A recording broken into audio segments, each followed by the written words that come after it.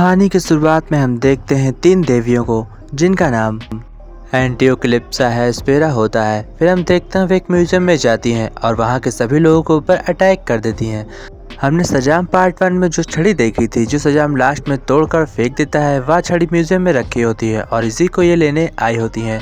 वह इस छड़ी की शक्ति से सभी म्यूजियम वाले लोगों को पत्थर में बदल देती हैं और फिर हमें दिखाया जाता है सजाम को अभी अभी एक कॉल आया होता है जहाँ पर उसे पता चलता है कि एक पूरा ब्रिज टूटने वाला है और वहाँ पे कई सारे लोग फंसे हुए हैं।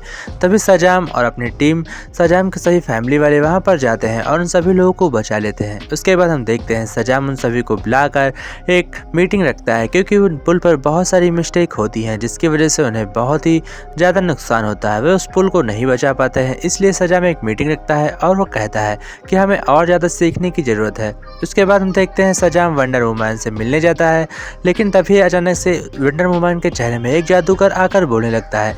ये वही जादूगर है जिसने सजाम को गॉड की शक्ति दी थी और उसके बाद वो सजाम बनने लगा है। फिर हम देखते हैं फ्रेडी को। फ्रेडी एंटिया से बातें कर रहा होता है और सजाम उसे समझाता है कि तुम जिससे ज़्यादा क्लोज मत जाना, पर हम देखते हैं एंटिया फ्रेडी से कहती है तुम मुझे अपने सुपर हीरो से मिला दो, और तभी हमें दिखाया जाता है कि फ्रेडी को धोखा दिया जाता है। दरअसल एंटिया उसी तीन देवियों में से छोटी बहन होती है और वह फ्रेडी को धोखा देकर अपने बहनों से उसे फंसा देती है। और उसके बाद हम देखते हैं जो हेस्पेरा होती हैं वो अपनी छड़ी से फ्रेडी की गॉड बनने की शक्ति ले लेती हैं और उसके बाद फ्रेडी एक नॉर्मल इंसान बन जाता है। दरअसल वो एक लड़का बन जाता है। तभी हम देखते हैं सजाम उसे बचाने के लिए आ जाता है, लेकिन इतनी देर में लेट हो जाता है क्योंकि वो देवियाँ गोला सा आकार का बना देती हैं और उसके बाद वो गोला बनने के बाद ना उस गोले से कोई शहर से बाहर जा सकता था, ना उस गोले के कोई अंदर आ सकता था और पूरा शहर एक पिंजड़े के माफिक कैद हो जाता है। उसके बाद हम देखते हैं फ्रेडी को उसी जेल में बंद करा जाता है जहां पर वो पुराना जादूगर कैद होता है। फिर हम देखते हैं हेस्पेरा उसे बुलाती हैं और कहती हैं तुम मुझे अपने बाकी दोस्तों के बारे में बताओ कि वो कैसे हैं और वो कितने ज़्यादा शक्तिशाली हैं। तभी फ्रेडी उनसे झूठ बोलता है और कहता है सजाम बहुत ही पावरफुल इंसान है और उसकी बुद्धि है कोई मुकाबला नहीं। इतनी देर में ही सजाम का एक लेख आता है और उसमें हम देखते हैं हेस्पेरा के साथ मीटिंग का होता है और तभी हेस्पेरा उस सजाम से मिलने जाती है और फिर वहां पर सजाम और हेस्पेरा के बीच एक घमासान युद्ध होता है, जहां पर हम देखते हैं कि हेस्पेरा को सजाम पकड़ लेता है, लेकिन यह हेस्पेरा की एक चाल होती है और हेस्पेरा सजाम को बेवकूफ बनाती है।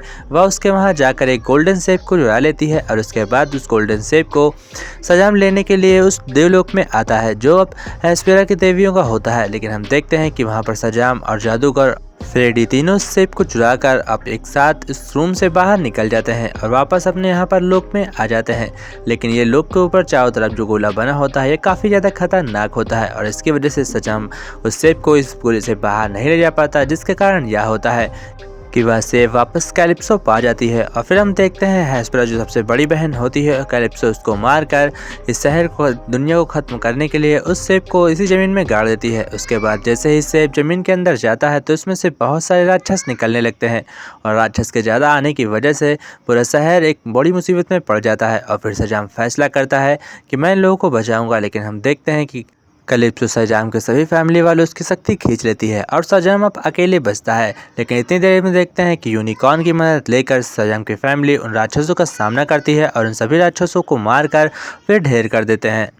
फिर हम देखते हैं सजाम हेस्पेरा से मदद मांगता है और कहता है कि हेस्पेरा तुम अपना जादू हटा दो। तभी हम देखते हैं हेस्पेरा अपना जादू और ज़्यादा तगड़ा करती है और उस गोले को एक छोटे आकार में बदल देती है। उसके बाद हम देखते हैं कि सजाम और कैलिप्सो के साथ एक बहुत ही घमासान युद्ध होता है, जहां पर सजाम उसकी छड़ी चुराकर उस छड़ी में बहुत ज़्यादा एनर्जी भर देता है और इसकी वजह से छड़ी ब्लास्ट हो जाती है और छड़ी में जितनी भी शक्ति होती है वो सभी नष्ट हो जाती हैं। फिर हम देखते हैं कि अब उसकी भी सजाम बनने की शक्ति जा चुकी थी, क्योंकि इस छड़ी की वजह से ही वह सजाम बनता था, इस वजह से वह मर जाता है। और फिर हम देखते हैं सजाम को ज़मीन के अंदर दफना देते हैं उसके फैमिली वाले और वहाँ पर शोक जाहिर कर रहे होते हैं। तभी हम देखते हैं कि जादूगर कहता है कि अगर कोई देवलोक का इंसान आकर यहाँ पर उसकी मदद करे तो वो जिंदा हो सकता है। फिर हम देखते हैं वंडर वुमन को, जिसका इंतजार हमें काफ़ी सालों से सोच रहे थे कि सजाम और वंडर वुमन की शादी कब होगी। इसमें हमें देखने को मिलता है कि वंडर वुमन आती है और उस छड़ी को दोबारा पकड़कर देवलोक की शक्ति उस छड़ी में भर देती है और इसके बाद हम देखते हैं सजाम वापस से जिंदा हो जाता है। सजाम वंडर वुमन को देखकर बहुत ज़्यादा खुश होता है, क्योंकि हम सब जानते हैं कि सजाम वंडर वुमन को कितना ज़्यादा पसंद करता है। उसके बाद हम देखते हैं कि जैसे ही वंडर वुमन को वो प्रपोज करने वाला होता है, तो वंडर वुमन उससे कहती है, अभी तुम पूरे साल की नहीं हुए हो, तुम अभी दुनिया बचाने पर ध्यान दो, जब तुम अपने एज के हो जाना तब मेरे पास आना। तभी सजाम कहता है, मैं अगले साल तुमसे मिलने जरूर आऊँगा। और फिर उसके बाद एंडिंग में हम देखते हैं जादूगर उस छड़ी को लेता है और कहता है, अब ये छड़ी मेरे पास सुरक्षित रहेगी। और इसी के साथ यह मूवी एंड होती है।